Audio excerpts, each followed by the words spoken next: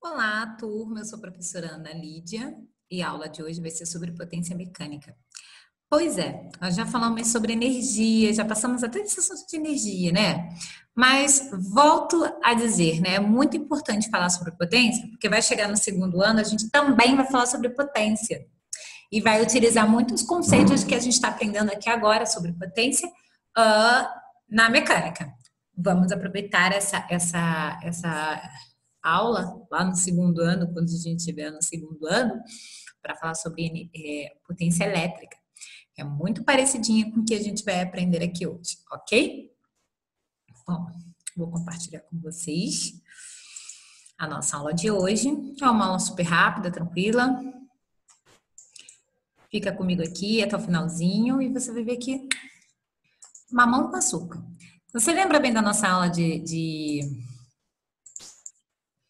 vocês lembram bem da nossa aula de potência, de energia, a gente falou sobre trabalho, né? A gente falou sobre energia de maneira geral. Agora, o que é a potência? Em algum momento a gente já tinha falado sobre isso, mas vamos rever esse conceito, né, de potência. A potência, galera, ela tá para analisar a taxa da energia em função do tempo. Ué, quanto de energia estou gastando num determinado intervalo de tempo? É o mesmo que a mesma pessoa com a mesma massa, enfim, com a mesma energia está utilizando no mesmo quadrante de tempo? Existe uma determinada análise, né, que a gente pode fazer em relação à energia, ok? Então, vou passar aqui para vocês, eu separei aqui no século XVIII, o desenvolvimento de uma máquina a vapor. Olha só que a gente começa falando sobre máquina a vapor, né? Vocês vão entender por quê. Trouxe uma contribuição significativa para a expansão da indústria moderna. A demanda por carvão, igual de história, né? Cadê? A demanda por carvão exigia que as minas fossem cada vez mais profundas. Contudo, isso implicava uma maior infiltração de água, dificultando a extração do carvão e colocando em risco, deixa eu tirar daqui colocando em risco a vida dos trabalhadores. A solução para esse problema surgiu em 1765, quando James Watt, guarda esse nome, um cientista inglês aperfeiçoou a máquina a vapor, que passou a bombear a água para fora das minas. Ok? Aí tá aí uma ilustração. Mas, Ana, a gente ia falar sobre potência, sobre energia, a gente está falando sobre James Watt, sim. Unidade de potência é em homenagem ao James Watt, que fez primeiro a máquina a vapor. E a gente conhece a gente vai conhecer uma unidade de potência chamada cavalo-vapor, que também é uma unidade de potência, que é por conta das descobertas e do que ele promoveu a partir dessa bomba aí, ó. A máquina a vapor. James Watt, ok? A máquina de James Watt foi o resultado do aperfeiçoamento da máquina de Newcomen, eu e meu inglês, e consiste em um dispositivo que usa a queima de um combustível para aquecer certa quantidade de água. O vapor liberado por esse aquecimento é usado para empurrar o pistão, que, por sua vez, movimenta uma roda, utilizando para erguer um determinado peso. Meninos já devem ter pensado na bomba de combustão. Meninas também, porque esse é um mundo moderno, ok? Muito moderno. Então, vamos lá. Tá aí, ó, a máquina de Watt que proporcionou o desenvolvimento de várias outras máquinas e o vapor passou a ser usado no funcionamento destas. Ou seja, ele transformou a energia térmica para virar energia mecânica. Veja que nós estamos falando de energia. Se observarmos o funcionamento dessas máquinas, veremos que elas realizam trabalho o quê? Energia. Vamos lembrar o que é trabalho?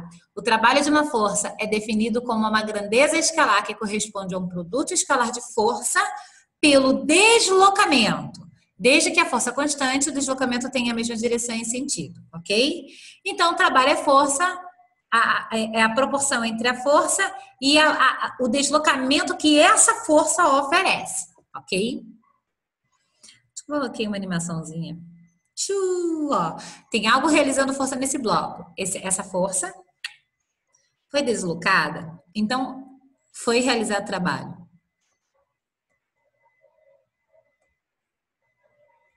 Quando estamos calculando o trabalho, não levamos em conta o tempo para a realização dele. Aí já começa o seguinte, eu quero avaliar aquilo que eu falei no início da aula. Eu quero avaliar essa energia em função do tempo. Essa máquina está realizando muito trabalho em função do tempo ou pouco trabalho? Como eu analiso isso? Mas às vezes é necessário sabermos o tempo em que um determinado trabalho é realizado. A rapidez com que um trabalho é realizado recebe o nome de potência, que é o que nós vamos falar na nossa aula hoje, ok? Espera mais um minutinho. Como eu falei, existem trabalhos que precisam ser avaliados em função do tempo. Show de bola. Então, como eu faço isso? Através de um ente físico chamado potência, onde eu estou avaliando o trabalho realizado em função do tempo. Quem é essa letra aqui, Analide? Pelo amor de Deus, que letra é essa? É a letra tal, que no caso vai substituir o trabalho, ok? E o ΔT, adivinha, tempo, é um intervalo de tempo onde esse trabalho está acontecendo. Pot é a potência, ok? Unidades no Sistema Internacional de Medidas, galera. Trabalho é energia, e a energia sempre vai ser em joule, ok? Tempo em segundos e joule por segundo vai me dar essa unidade chamada watt. James Watt, em homenagem ao Watt, ok? Só colocou, obviamente, a letra W. Aí eu coloquei já uns múltiplos aqui, que a gente vai falar muito sobre kilowatt. Por exemplo, a sua casa, a energia da sua casa, ela é analisada através dessa fórmula aqui. Só que o que eles fazem? Eles colocam a energia em evidência. Então, só tem potência vezes o tempo, ok? Daí você vai ver muito a unidade chamada quilowatt-hora para energia, ok? Que é assim que é contabilizado a energia através da potência realizada pelos eletrodomésticos da tua casa. Olha, dando spoiler da matéria do segundo ano, ok? Então, aí, a gente vai ver muito sobre kilowatt. Quilo é 10 a 3, é 1000, ok? Watt. Então, vai ficar 1 kilowatt, 10 a 3 watt, ok? Megawatt, 10 a 6, gigawatt, 10 a 9. Posso ter também essas nomenclaturas. Vamos a um exemplo? Para a gente entender bem o que a gente está falando? Que potência o motor de um guindaste precisa para erguer um caixote de 200 quilos até uma altura de 12 metros em 1 minuto. Bom, ele me deu o tempo, ele me deu a massa e ele me deu a altura. A altura, ele está se deslocando na vertical. Ele está se deslocando na vertical. Aqui, ó. Botei um desenho. Ele está se deslocando na vertical? Então, ó. Como resolvemos isso, Ana? O trabalho realizado pela força F do motor é igual ao trabalho da força peso ao longo da altura. Peso é massa vezes... A força, em vez de ser F, né, do trabalho, igual a força vezes deslocamento, ser peso.